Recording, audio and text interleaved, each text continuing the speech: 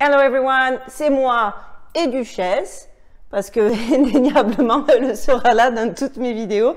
Elle se cache toute la journée, mais dès qu'elle voit, qu'elle entend qu'il y a une vidéo, elle arrive. Et elle se débrouille, je sais pas si vous l'avez noté, mais elle se débrouille toujours pour être sur ma vidéo. Je pense qu'elle rêve de devenir le premier chat youtubeur. Bref, excusez-moi pour ce petit aparté. Alors, cette semaine encore, comme d'habitude, j'ai essayé de trouver des preuves plus ou moins indiscutables de l'existence de sociétés secrètes et de l'implication à tous les niveaux dans notre société. Et honnêtement, cette semaine, je ne sais pas si vous en avez entendu parler, mais moi, jamais avant ça, j'ai découvert la chapelle, alors je lis San Severo en Italie, et je vous assure que pour moi, indiscutablement, une fois encore, il s'agit d'une preuve que les francs-maçons, et peu importe comment on les appelle, existent bel et bien, et qu'à travers les âges, à travers les époques, à travers les sculptures, à travers l'architecture, on ne peut dorénavant plus nier leur implication et en tout cas leur connexion avec l'occulte. Je vous dis à tout de suite.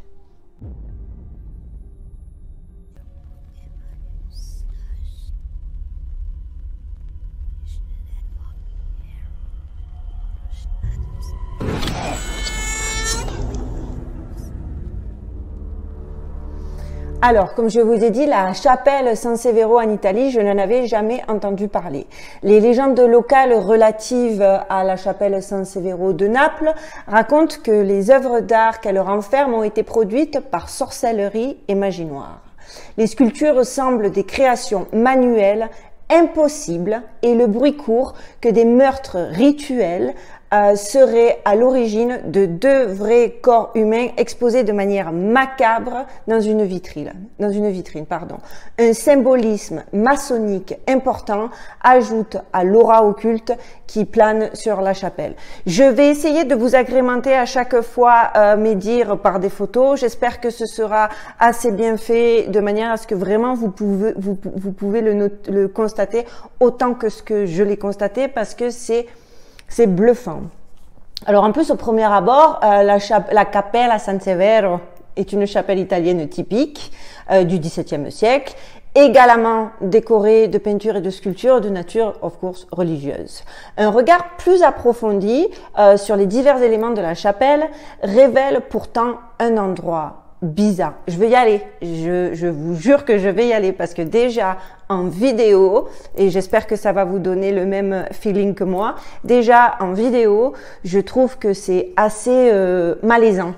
Ah ouais, très malaisant. Certaines sculptures ont un aspect si organique qu'elles amènent beaucoup de gens à penser qu'elles sont le résultat d'un processus surnaturel.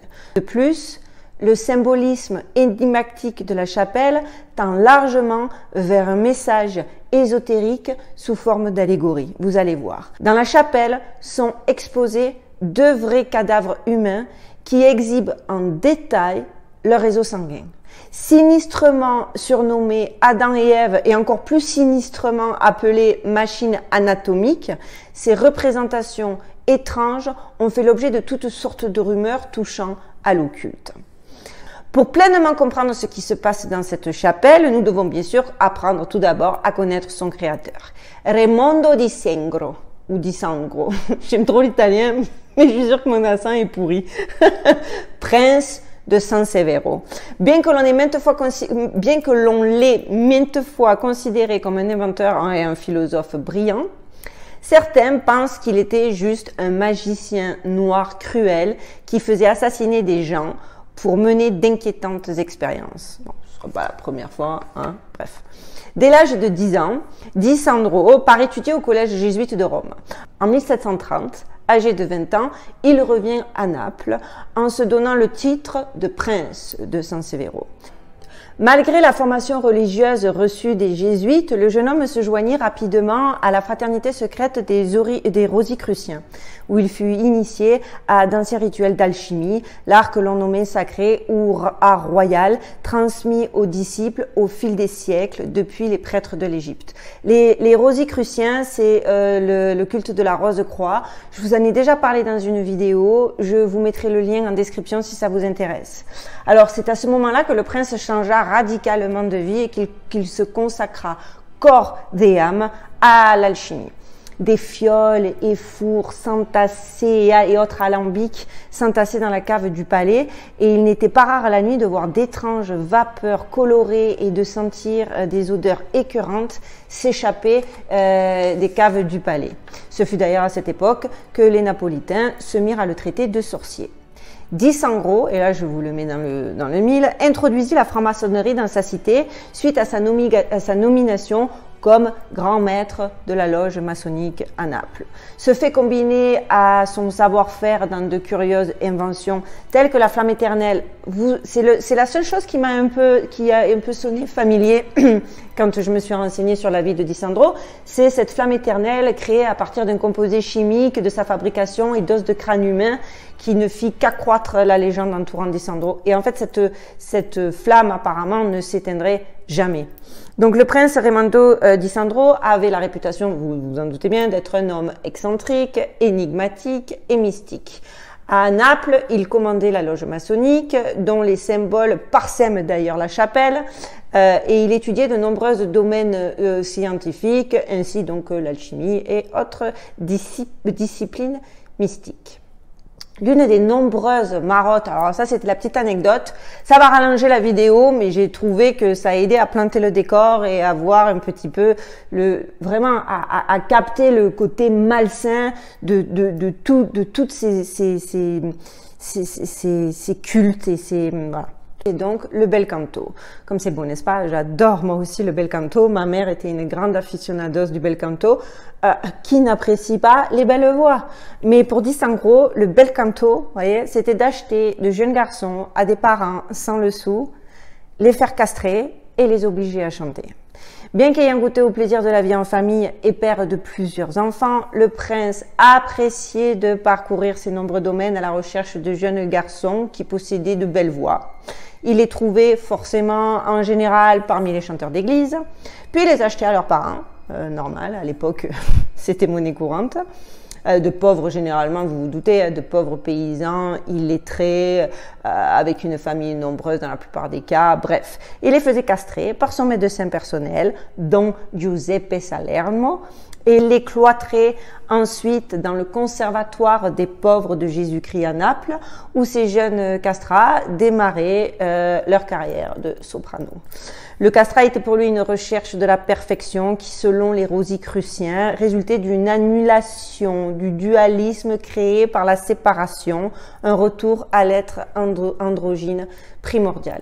On voit quand même qu'à travers les siècles, ils sont quand même toujours connectés, les membres de ces cultes sont quand même toujours connectés d'une façon ou d'une autre aux enfants. Et d'ailleurs, dans mes prochaines vidéos, vous vous doutez bien que je vais devoir, même si c'est un sujet qui me gêne aux entournures, me pencher sur le rôle des enfants à travers les cultes des sociétés secrètes. Bref. On revient à Monsieur Dissandro, au prince Dissandro. Comme la réputation de Dissandro se répandait et que ses écrits gagnaient en popularité, il se fit de puissants amis, mais forcément de puissants ennemis aussi. Son implication dans la franc-maçonnerie conduisit à la censure de ses écrits et à son excommunication par l'Église catholique. Parce que je crois qu'à cette époque-là, apparemment, l'Église catholique, ou en tout cas les fondements de l'Église catholique n'étaient pas encore totalement corrompus. Bref. Il passa donc les derniers jours de sa vie à décorer la chapelle San Severo, transformant ce petit monument en une grandiose représentation du chemin alchimique et maçonnique vers l'illumination. Et ça, ce sont ces mots que je retranscris là. Avant d'être transformée par Raimondo Dissangro, la chapelle San Severo faisait déjà l'objet de rumeurs bizarres. On disait qu'elle avait été construite sur un ancien temple consacré à Isis.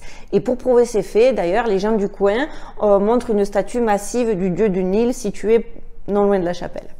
En dehors de l'énigmatique message secret de la chapelle, ce sont les œuvres d'art qui mystifient les visiteurs. Elles semblent déclarer avec audace « J'étais occultiste et voici ce que j'ai été capable de faire ». Et là, vraiment, c'est bluffant. Ces œuvres d'art sont vraiment uniques, puissantes et dérangeantes, obligeant les visiteurs à se demander comment a-t-il fait cela. Et quand on connaît honnêtement les antécédents ésotériques et alchimiques du prince, les observer conduit à la question cela a-t-il été réalisé par un procédé occulte? L'exemple pour moi le plus convaincant en est le Christ voilé, placé au milieu de la chapelle, parce que tout est important hein, dans la façon dont la configuration de la chapelle. Tout. Alors, il est placé, le Christ voilé est placé au milieu de la chapelle. Cette sculpture du Christ recouvert d'un fin voile est de nature à susciter le trouble. C'est hallucinant, regardez. Et alors là, s'il vous plaît, comment cette sculpture en marbre taillée dans un bloc à l'aide d'un ciseau a-t-elle été faite? Le voile est carrément hyper réaliste. Je pense que je vais vous laisser la photo pour que vous puissiez vraiment l'appréhender, quoi, parce que je la trouve brutale, quoi, comme on dit ici, brutal. Elle représente donc le Christ gisant après sa crucifixion et recouvert d'un voile transparent. Ce voile est rendu avec une telle subtilité qu'il trompe presque le regard. Et nous, là, on le voit en photo, en vidéo, apparemment, sur place, c'est bluffant. C'est pour ça que je vous jure que mon prochain voyage, c'est l'Italie, quoi. Naples, je veux aller voir ce truc. Ce voile est rendu avec une telle subtilité qu'il trompe presque le regard et l'effet est vraiment frappant de visu. On a l'impression que la vraie sculpture repose en dessous et qu'on pourrait facilement saisir le linceul et le soulever. Comment c'est possible? Et c'est le seul endroit apparemment au monde où on peut voir ce type d'art, ce type de procédé. Il pourrait exister une petite autre anomalie sur le Christ voilé, car si vous regardez bien, je vais essayer de vous faire un gros plan, il y a un léger creux à l'aplomb de la narine, comme si le linceul était aspiré par sa respiration. Serait-ce un Jésus mort, toujours vivant? Dysengros croyait-il que Jésus n'était pas mort sur la croix? Et si c'est le cas, peut-être n'était-il pas seulement franc-maçon, mais membre d'un ordre encore plus mystérieux. À gauche du Christ voilé se trouve la chasteté, d'accord, la sculpture ayant pour modèle la propre mère de Dysengros, Cecilia Caetani d'Aragon. La femme nue, couverte de la tête aux pieds d'un fin voile, révèle ses formes dans les moindres détails. Alors, pareil, admirez parce que c'est vraiment impressionnant. Et puis en plus, c'est pas les corps des sculptures comme on les voyait avant avec les seins lourds. Enfin, moi, j'ai trouvé qu'elle était étonnamment moderne et qu'elle ne correspondait pas aux influences de l'époque, qu'elle était complètement hors norme. Cette œuvre d'art, encore une fois, en plus, c'est un autre exploit surnaturel de sculpture. Comment a-t-il pu rendre cet effet sur du marbre, cette transparence? Bien que la statue ait été sculptée d'après la mère de Dysengros, elle est clairement un hommage important à la plus importante figure de la franc-maçonnerie, Isis voilée. Les gens du lieu prétendent que la chasteté est placée à l'endroit exact où se tenait une statue d'Isis à l'époque où la chapelle était un temple d'Isis. Opposé à la chasteté se trouve le désenchantement ou désillusion, une autre sculpture déconcertante imprégnée d'un profond symbolisme. Regardez ça. J'essaie de vous mettre les photos le plus longtemps possible. Je ne suis pas encore super forte dans l'editing, mais j'espère que ça va le faire. De nouveau, un mystère entoure cette sculpture. Comment sculpter un filet en avant d'un corps qui semble avoir été déjà sculpté en dessous? Un procédé alchimique a-t-il été utilisé pour obtenir ce stupéfiant résultat? Avouez, quand en plus tu sais l'époque, que tu vois que c'est pas des choses qui n'étaient répandues, que ça a l'air d'être connecté à aucune influence, aucun mouvement artistique particulier et que ça vient tout de la cave du gars, moi je pense qu'à un moment donné, nier l'évidence pourrait nous faire passer pour des charlots. Alors, même s'il y a plusieurs autres sculptures dans la chapelle, hein, je vous avoue, ces trois-là ressortent incontestablement et se rejoignent par leur mystérieuse nature organique. Ces trois sculptures forment de plus un triangle. Je ne veux pas vous rabâcher, hein, un triangle ésotérique.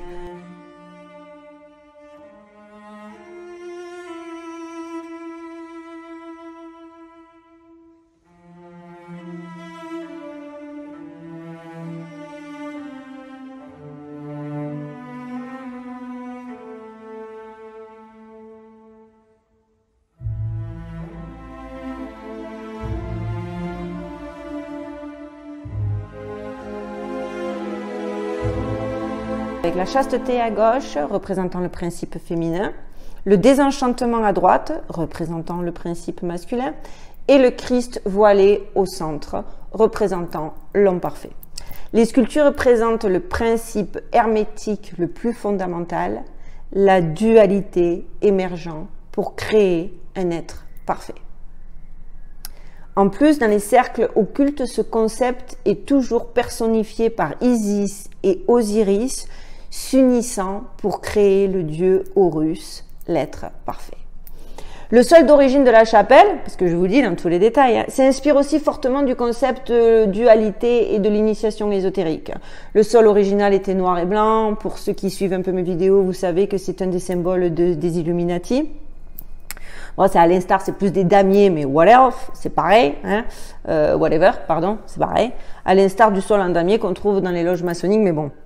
Le dessin compliqué et tridimensionnel représente un labyrinthe, autant de signes d'appartenance aux Illuminati, symboles d'initiation maçonnique et on en passe. Tout comme la dualité oppose le blanc et le noir, les sublimes ouvrages d'art décrits ci-dessous s'opposent à la morbide et sinistre exhibition des sculptures phares, les fameuses machines anatomiques. Et alors là, carrément, je trouve ça hallucinant. Ils les appellent Adam et Ève. Que diable sont ces choses? Eh bien, elles sont exactement ce que vous espérez qu'elles ne sont pas, et peut-être même pire. Cette exhibition consiste en deux vrais squelettes adultes d'un homme et d'une femme enceinte. Leur système vasculaire est montré avec les artères colorées en rouge et les veines en bleu. C'est pas assez saisissant sur les photos, mais je vous dis, imaginez de visu, quoi. On pouvait voir au départ même le fœtus de la femme enceinte, mais il a mystérieusement disparu en 1960. Comment Raimondo di Sangro a-t-il préservé le système vasculaire de ces cadavres? Bon, c'est un mystère, en plus, qui reste mystérieux. Je n'aurai pas de réponse. Et comme d'habitude, une sombre légende entoure ces machines anatomiques. La rumeur veut qu'en fait, Adam et Ève soient deux domestiques de Di Sangro, auxquels on injecta une substance qui cristallisa leur réseau sanguin, entraînant leur mort par la même occasion. Cette méthode de fabrication fut pendant des années source de perplexité et encore de nos jours parmi les scientifiques et les médecins. Le complexe système circulatoire solidifié était-il réel? Et si c'était le cas, comment s'est-il remarquablement conservé depuis 200 ans? Est-il artificiel? Dans ce cas, comment a-t-il pu être si fidèlement reproduit? Le moins qu'on puisse dire, c'est que la chapelle est entourée de mystères. C'est également amplifié par le fait que Di Sangro a détruit ses archives scientifiques avant de mourir. Voilà, bien sûr. Oh, ça alors, incroyable. Puis après sa mort, sous la menace d'une excommunication par l'Église en raison de l'implication de Di Sangro dans la franc-maçonnerie et l'alchimie, ses descendants détruisirent ce qui restait de ses écrits, formules, équipements de laboratoire et résultats d'expérimentation. Tout ce qui subsiste, c'est un symbolisme à peine voilé, qu'on ne peut pas nier. Comme je vous l'ai dit, les sols noirs et blancs, tout ce qui orne ce temple occulte. La chapelle de San Savero représente visuellement la nature duelle de l'univers et par correspondance la nature duelle de l'homme. Une fois les forces opposées unifiées et la dualité résolue, il est dit que la perfection est atteinte. Pour ce faire, on ne doit pas avoir peur de contempler les cieux et de plonger son regard dans les profondeurs de l'enfer. Alors, ce sujet m'a passionné. Je pense que peut-être il peut être redondant ou trop, ou je vais peut-être trop loin. Dites-moi si vous pensez que je vais trop loin. Mais je pense que plutôt que d'épiloguer pendant des années sur qu'est-ce qui est un complot, les complotistes, la raison des complotistes, leur légitimité, qu'est-ce qui est en vérité, si on y regarde de plus près, et plus je m'y penche et plus je m'en rends compte, à travers ne serait-ce que des preuves d'un point de vue architecture, histoire, décalage entre ce qui a été fait à l'époque, ce qu'on est capable de faire aujourd'hui, etc. On ne peut quand même plus nier l'évidence, ou comme je vous le répète systématiquement, en tout cas, on en vient à se poser des questions. Et si grâce à moi, vous vous posez des questions, j'aurai tout gagné. J'espère que cette vidéo vous a plu. N'hésitez pas à me le faire savoir en commentaire, ou si vous avez des questions, si vous avez des sujets à me suggérer, si vous trouvez que je vais plus loin, surtout, n'hésitez pas. Les petits pouces pour m'encourager, c'est toujours les bienvenus, parce que croyez-moi, YouTube est tellement saturé de vidéos que c'est dur de se faire sa place au soleil, et ça, dans l'algorithme, ça aide. Abonnez-vous, subscription, sorry, abonnez-vous. Et cliquez sur la petite cloche de manière à avoir une notification à chaque fois que je posterai une vidéo. En attendant, je vous souhaite de passer une excellente semaine et comme je vous le dis à chaque fois, stay safe les amis.